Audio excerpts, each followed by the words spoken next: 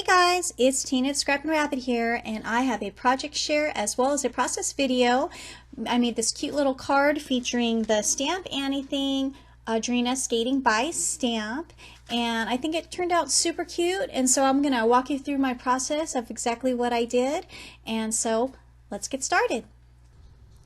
So first I'm going to be using a Gina Marie die. It's called Starry Sky Background Plate, and I'm going to use my Big Shot as well as some Tim Holtz Distress Watercolor paper and cut out that background. I like the Tim Holtz Distress Watercolor paper because it is a true white, and of course it is designed to go wonderfully with the Distress inks, and which is what I'll be using today. So once I cut through my little star background, I'm using a Cricut tool to poke out the little stars that didn't want to come out, and that just takes me a minute or two. And then so now I'm going to get ready to get my watercolors out, and I like to watercolor on a scratch piece of paper to keep my surface dry, and I just use a simple paintbrush. It's nothing too fancy. I probably could have went with a flat brush. I tend to like this one that has the point to it. That tends to be my go-to, and so I like to dab my watercolors on an acrylic block, dip my paintbrush, and then just kind of paint onto the paper.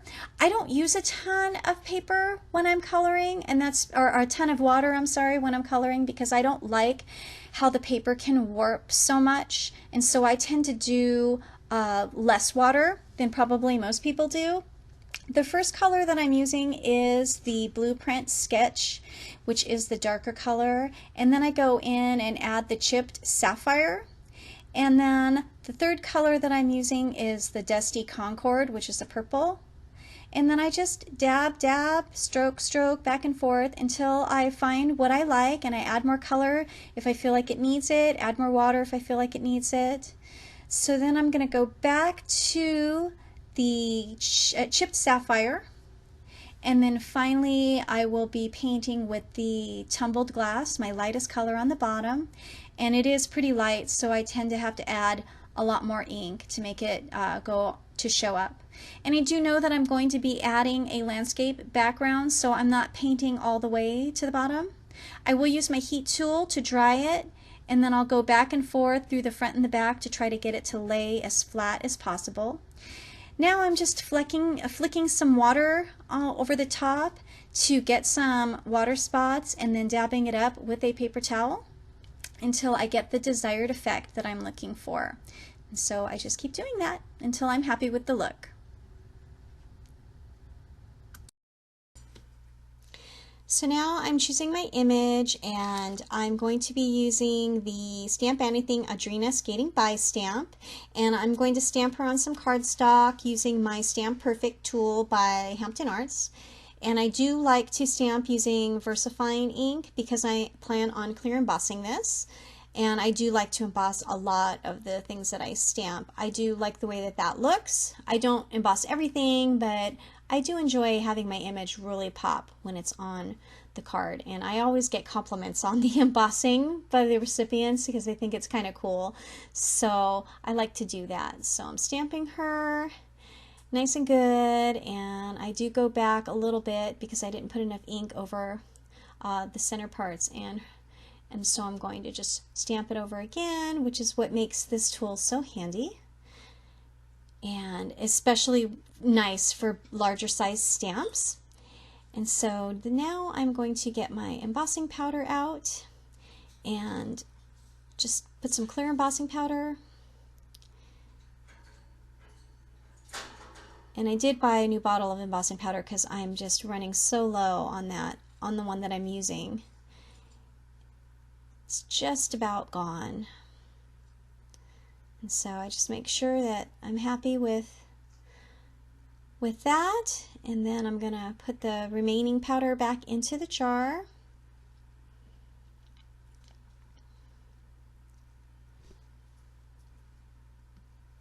And now I'm wiping off my stamp, and I use that Lawn Fawn, I gosh, I can't remember what that little cloth is called, and it works great for getting off the ink. And so I like to wipe my stamps off really well. And now I'm going to heat emboss, and I run my gun for a few seconds to let it get really hot, and then I emboss all that nice powder that's over the ink until I'm happy, and I make sure that I get the entire image to my satisfaction, and I do pull away so as not to burn the paper.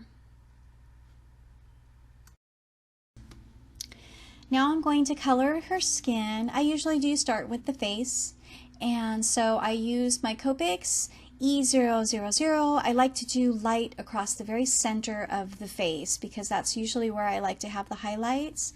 And then I go over with the E00 to just kind of give it a little, I kind of go light to dark is what I sometimes do with the face, especially with the lighter colors. And then I'm using E11 and E13 to do some shadows, and every time I go around with the darker color, I'll come back in again with the lighter color. And I'm sorry guys, that it's not centered. This is my first process video, and so I keep forgetting that I'm recording as I'm coloring, and then I realize that I'm kind of out of the view of the camera, so I will get better as time goes by. And then I just kind of go over lighter after the dark, and then I just do it over and over again until I'm happy with how she looks. And then I add cheeks with R20, and then I go back over that with the E000. So now I'm just going to finish up her skin with the same colors that I did her face. So for her exposed parts, her little hands and her little neck. And then I also have to finish her face. And so her little tongue is something that I'll have to do. And so I do pick those two colors, R05 and R12, and I just kind of go over her little tongue, and I think that that turns out super cute. Next, I'm going to be working on her hair. And so the hair colors that I chose to use for her is kind of a darker blonde. And so I use E51 for the highlights, and I basically just kind of go over where I think the highlights are going to be with that, just to kind of give me a little guide. And then the light yellow is a Y21. I use the YR23 and the YR24 for darker streaks. And then finally I'll do the darkest shading with the E33.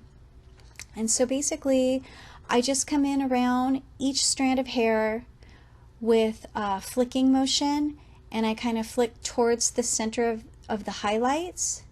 And so I am going light on light right now with the Y21. And so I do try to leave white spaces because I've noticed that the highlights are more dramatic if I leave a little bit of white. But I basically just go around and around, and I add the different colors. And so now I'm going in with the darker shade, and then when I do the darker shades I will go back over them again with the lighter towards the center of the initial highlights that I did. And so there isn't any kind of a scientific method for me. I've never had any formal training, but I kind of look at things that I've liked, and I try to picture how I can recreate that as well. And so I do the best that I can with my Copics. I hope to take a class one day. I would really enjoy that. But I've gotten a lot of compliments on my hair and on my hair coloring, and I'm just really shocked because I'm kind of scared with doing it. But I am really enjoying loving the Stamp Anything images. The sizes are just so wonderful. They are just the perfect images just to really work on coloring skin and hair, and I've just had so much fun doing it and just experimenting with the different colors that I have. I don't have a ton of Copics, but I do try to pick some up every now and then to add to my selection. And I do recommend getting, I think that the coloring looks better when you're using more shades. So some people will use 2 or 3 different colors for hair. I'll try to do 3 to 5 sometimes, and I really find like I get a better gradient and more depth with the shading. And so I just do what I think looks good, and I hope you guys like it too. So now I'm just going over the edges with the darkest color, the E33 I believe, and just to kind of give it a little bit more shadow. And then I'll go over and over and over it until I'm happy with how it looks. and I'm never in a hurry when I color. I really just enjoy it. It's calming and relaxing to me, and so I'll be listening to music or maybe have a TV show on in the background. You know, maybe I'll be watching a series, something off of Hulu or Netflix, and so it's nothing that I'm really paying strong attention to, but just something going on in the background. And sorry, my head keeps popping in the way. I am getting, this is new to me, this whole process thing, and there were a few times that I forgot that I was recording when I was coloring because it's so calming to me. But I do try to give it a little bit of dark touches along the edges where I think the shadows are going to be, and I think that that makes a big difference. And then you go back in there and you blend with your medium colors, and then again with your lightest colors. And so I always think of what's underneath is going to be darker than what's over on the top. And so this is the color combo that I came up with based on what I own. And so there are probably better color combos out there, but I'm really enjoying coloring the blonde hair. So this is kind of newer for me. And that's it. And I'm just, like I said, I'm going over and over and over until I feel like I'm happy with it, adding more and more depth and more layering and more strands with the little flicking motion inwards. And then again with the lightest to blend it out. And then again, also trying to leave a little bit of white in the highlight area, just a little bit. And then once I'm happy with that, then I'll move on. And so now I just look at it and I see if I want to add anything, and then just do the last minute touches, whether it's shading or highlighting, just to give it that little bit of extra depth and to make sure that I'm happy. And then it'll be time to move on to the next thing to color. Now I'm going to color her outfit, and so I get my background colors out to see what colors I can coordinate her best with. And so I'm going to use some colors in the V family, and I'll start off with the light, and then I'll go around the edges with the dark or the medium, blend it back in, and then go around with the darker colors. And I think that the paper that you use can also make a difference. And for me, I'm actually just using a hammer mill cover sheet, and it is an 80-pound, and it works really nice with the Copics. I do have some Nina cardstock and some of the Spectrum Noir and the Copic coloring paper, and I really enjoy using the hammer mill. I get a really good blend, and it doesn't soak up too much ink, and I really like the way that my results turn out. And so since I have a huge stack of that, I've just been working on that paper. And so right now I'm just highlighting with the lighter color, going around with the medium, and then the darker around the edges. And so I'll just keep doing that with each part of her outfit until I'm happy with how it looks. And this is kind of fun for me because I really love purples. Purples are my favorite colors, and so I do love to color with purples, and I hope to add some more colors to my collection. I do have a good selection of the V's right now, so that's allowing me to get a good blend with her little outfit, which is so darn cute. But I do try to have that lightest color coming in the middle so that it does look like a highlight, and then the rest of the color tends to pop. If you have good variations with the dark, medium, and the light, you can really get some strong contrast to really help the colors to do what you want them to do.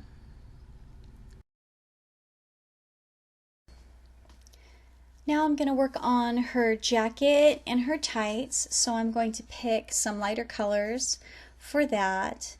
And again, I'll do the light where I think the highlights are, then I'll go back over with the medium, and then I'll do the shadier parts with the darkest color, and then I'll blend those back out with the medium color and the light, just to kind of get a triple contrast here for her coat.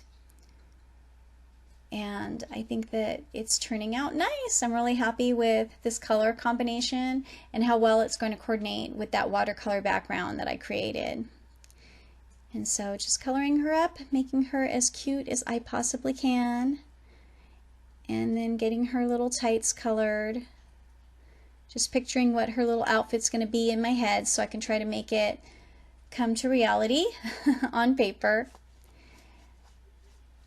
And then I color, color, color until I'm happy with the results.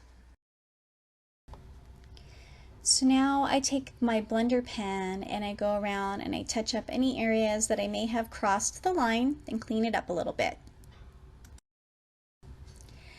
Now I decided I'm going to add some sparkle with my Spectrum Noir sparkle marker, go over her skates to give it a little bit of a glistening effect. And I think that it does work well for that. And I decided that I'm going to fussy cut her out. She's a pretty easy image to fussy cut, and I figure I'm going to be able to do that quicker than breaking out my scan and cut. I like to use my scan and cut for cutting out stamped images, but definitely when I have more than one to cut. Since I'm just doing her out for this video, I decided that I would go ahead and do a fussy cutting. And like I said, she's pretty easy to do, and so I'm just going to go around with a small pair of the scissors that I'm using. I believe those are my close to my heart scissors that I got several years ago when I was a representative and or a consultant, I guess they're called, and I got those scissors with my kit, and I really do think that they do a great job. I like how I can get into some really tight spaces and work my way around into all the little nooks and crannies, and like I said, those small scissors work great for that, and so I don't mind fussy cutting. It actually is kind of calming for me. And then there, she's all cut out, and I'll see how she looks on my project. So I've got out some glitter paper, and I'm going to cut out that really pretty silver glitter paper, and I'm going to use a die so that I know that it's going to fit perfectly underneath. You're not going to see the die, so it's not important that you use a die for that, but I just wanted to do something really quick to have it go beneath for the stars and to give it that little sparkling effect. And I know that I want to do a border as well for the top, so I picked out a different white glitter cardstock to make some snow, or actually some ice, for her to be skating on. So I have some silver sparkling paper for the stars, and then I have some white sparkly glitter paper for the ice. And so I'm going to go ahead and use a stitched border die to get that effect and roll it through my Big Shot. I used a Gina Marie banner die that fit perfectly with the sentiment that comes with the Skating by stamp set, and I cut that out with my Big Shot, and I'm going to use Versamark to white emboss over the black cardstock.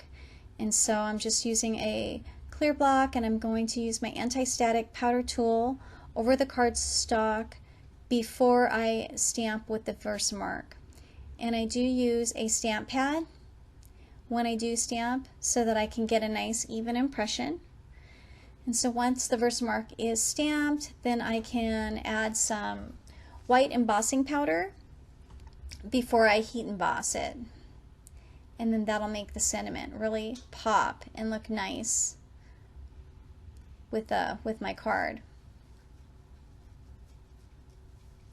I did choose a black cardstock background initially for the base card, and I have the ice on there and the sparkling stars on the background all ready to go. I haven't glued anything down because I do tend to change my mind a lot.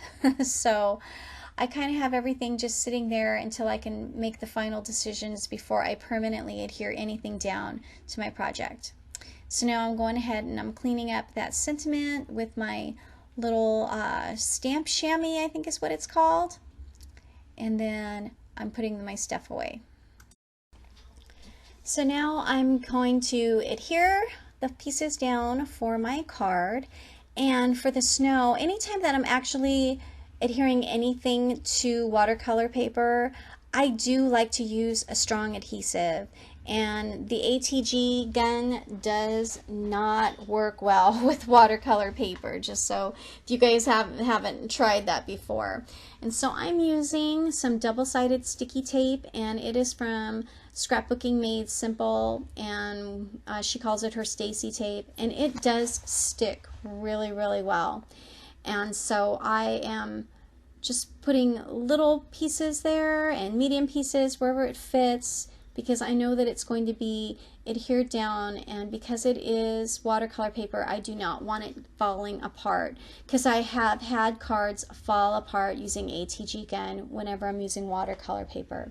So that tape tends to work really well, and so that's why I chose to use it. And then that is going to go on, the watercolor is going to go on that glittered cardstock for the sparkling stars on the background. And then it did make it easy having a perfect rectangle from the die. And then the glitter ice went on the top. And so now I have the topper for my card, and then now I have to get it together to put down on the base.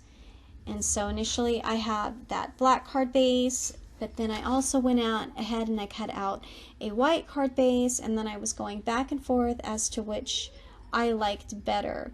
And so I have them both there standing by for my final decision. So I'm going to use some double sticky foam tape for my image as well as the banner to put over the top of my card. And I do like for it to lay as flat as possible. I don't want it to get bent, especially if I decide to mail it.